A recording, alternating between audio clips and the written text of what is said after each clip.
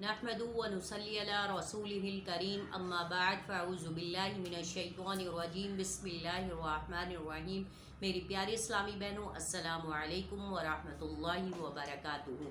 Video शुरू करने से पहले आपको बता दूं कि मैंने वीडियो का पार्ट 1 बनाया है और जिसके अंदर मैंने रजब की फजीलत और रजब का दिन बता दिया है, तारीख बता दी है और उसका इंट्रोडक्शन दे दिया है। इस वीडियो में मैं और ज़्यादा डिटेल में नहीं जाऊंगी। इस वीडियो में हम कम टू द पॉइंट बात करेंगे और इसमें मैं आपको बताऊंगी कि इस वीडियो में आपको हमें शब मेराज में असल में बहसियत उम्मती के क्या तोहफ़ा मिला, जिस तोहफे को हमने बिल्कुल मतलब डिनाई कर दिया है और उस पर हमने कोई भी अमल नहीं किया।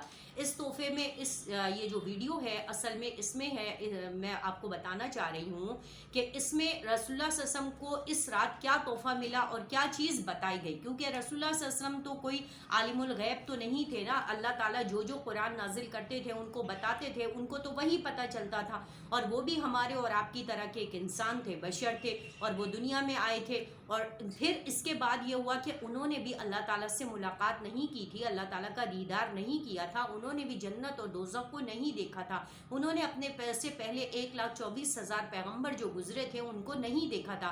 तो इस रात में अल्लाह ताला ने रसूलुल्लाह सल्लल्लाहु अलैहि वसल्लम को अपनी ज़ात से मुलाकात का शर्फ अता किया।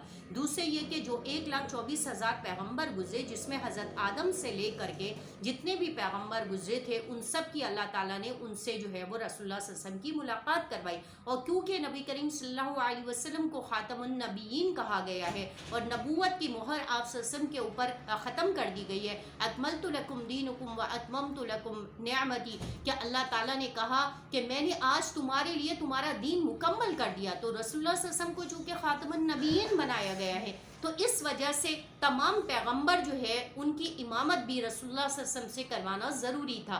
इसलिए क्योंकि अल्लाह ताला जन्नत में जाने के बाद भी रसूलुल्लाह सल्लल्लाहु अलैहि वसल्लम तमाम जो अंबिया इकराम हैं उनकी सबकी जो है वो उम्मतों की सिफारिश करेंगे और जिसके बिहाफ पे वो जन्नत में दाखिल होंगे और आप सल्लल्लाहु अलैहि वसल्लम उस दिन सबसे ज़्यादा मीज़ान में के पास खड़े होंगे और आप सल्लल्लाहु अलैहि वसल्लम सबकी सिफारिश कर रहे होंगे। ठीक है।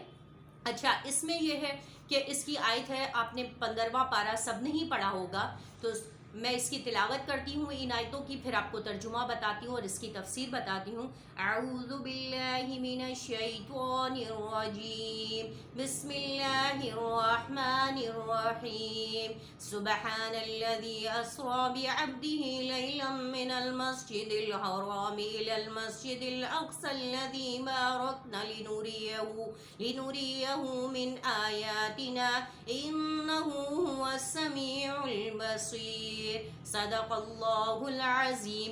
ये 15वें पारे की जो पहली आयत है, सुब्हानल्लज़ी अस्रा बिअब्दिही, कि वो ज़ात आपको लेके गई मस्जिद हराम से इलल मस्जिदिल अक़सा।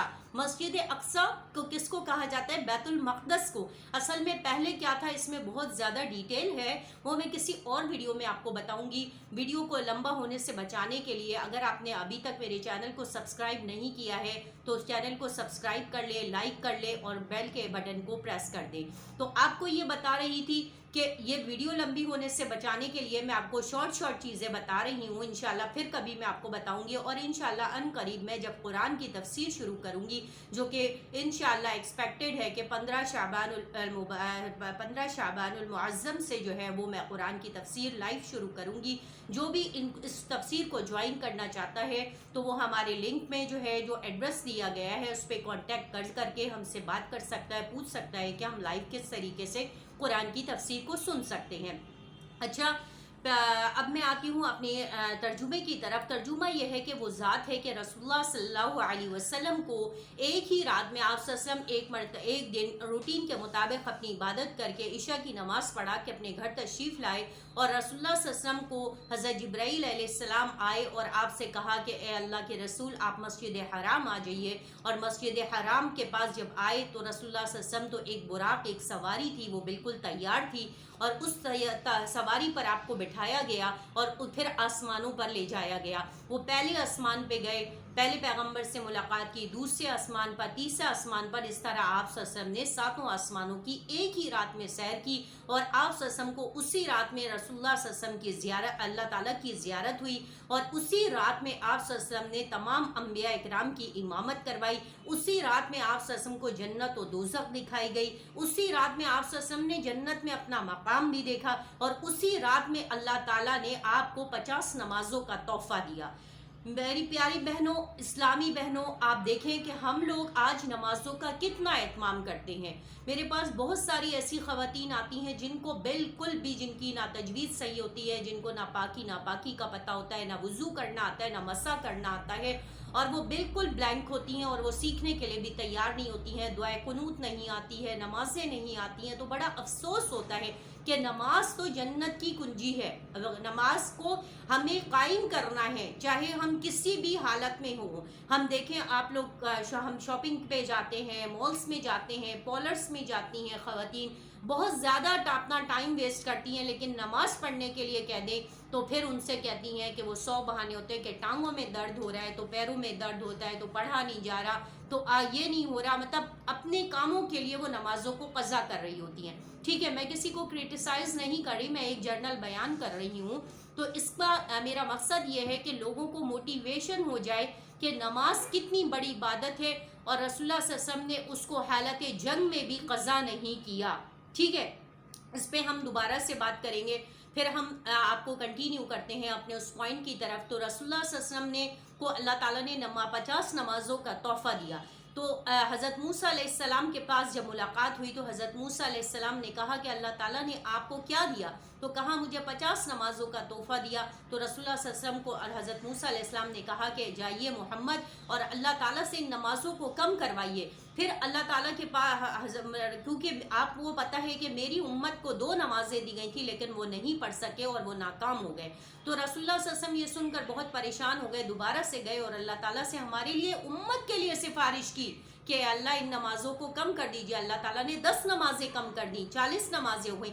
پھر حضرت موسیٰ علیہ السلام کے پاس آئے، ان سے بات کی، انہوں نے پوچھا آپ کتنی نمازیں؟ انہوں نے کہا 40۔ انہوں نے کہا پھر جائیے، یہ امت آپ کی نماز نہیں پڑھ سکے گی 40 نمازیں۔ پھر رسول اللہ صلی اللہ علیہ وسلم تشریف لے گئے، رسول اللہ صلی اللہ علیہ وسلم سے پھر امت کے لیے سفارش کی اور کہا اے اللہ ان نمازوں کو کم کر دیجئے۔ اللہ تعالیٰ نے 10 نمازیں اور کم کر دیں، اب 30 نمازیں ہو گئیں۔ پھر حضرت موسیٰ علیہ السلام نے پوچھا کہ کتنی نمازیں ہیں؟ کہا 30 نمازیں ہیں۔ کہا کہ یہ امت اتنی نمازیں نہیں پڑھ سکے گی، آپ اور نمازیں کم کروائیں۔ پھر رسول اللہ صلی اللہ علیہ وسلم دوبارہ سے گئے، اللہ تعالیٰ سے سفارش کی، اللہ تعالیٰ نے 20 نمازیں کر دیں، 10 نمازیں اور کم کر دیں، 20 ہو گئی۔ پھر رسول اللہ صلی اللہ علیہ وسلم آئے، پھر حضرت موسیٰ علیہ السلام سے پوچھا، حضرت موسیٰ علیہ السلام نے پوچھا تو کہا کہ 20 نمازیں۔ کہا یہ امت 20 نمازیں بھی نہیں پڑھ سکے گی، اے محمد آپ جائیں اور اللہ سے کہیں کہ ان نمازوں کو کم کر دے۔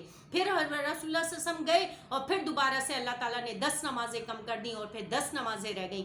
لیکن پھر حضرت موسیٰ علیہ السلام کے پاس آئے اور حضرت موسیٰ علیہ السلام نے پھر پوچھا کہ اب کتنی نمازیں رہ گئیں؟ کہا 10 رہ گئیں۔ کہا یہ امت میں 10 نمازیں بھی نہیں پڑھ سکے گی، میری امت پر تو 2 نمازیں فرض تھی، انہوں نے وہ نہیں پڑھا اور وہ غرق ہو گئے، عذاب آ گیا، تو آپ جائیں اور اللہ سے اس کو کم کروائیں۔ پھر رسول اللہ صلی اللہ علیہ وسلم گئے تو اللہ تعالیٰ نے 5 نمازیں کم کر دیں، تو اس طرح 5 نمازیں رہ گئیں۔ پھر حضرت موسیٰ علیہ السلام سے ملاقات ہوئی، پوچھا کہ اب کتنی رہ گئیں؟ تو کہا کہ 5 نمازیں رہ گئیں۔ تو حضرت موسیٰ علیہ السلام نے کہا کہ یہ امت 5 نمازیں بھی نہیں پڑھ سکے گی۔ رسول اللہ صلی اللہ علیہ وسلم نے کہا کہ حضرت موسیٰ، میں اللہ تعالیٰ سے اب مجھے اللہ تعالیٰ کے پاس جاتے ہوئے شرم آتی ہے اور اب میں 5 نمازوں کو اور مزید کم نہیں کروا سکتا۔ اس طرح ہمارے اوپر دن میں 5 نمازیں فرض کر دی گئیں، لیکن ہم اور آپ میں سے آج ہم اپنا محاسبہ کریں کہ کون ہے جو نماز پڑھتا ہے۔ سردیاں ہیں تو بہانے ہوتے ہیں، گرمیاں ہوتی ہیں تو بہانے ہوتے ہیں، یعنی مقصد یہ کہ ہم نے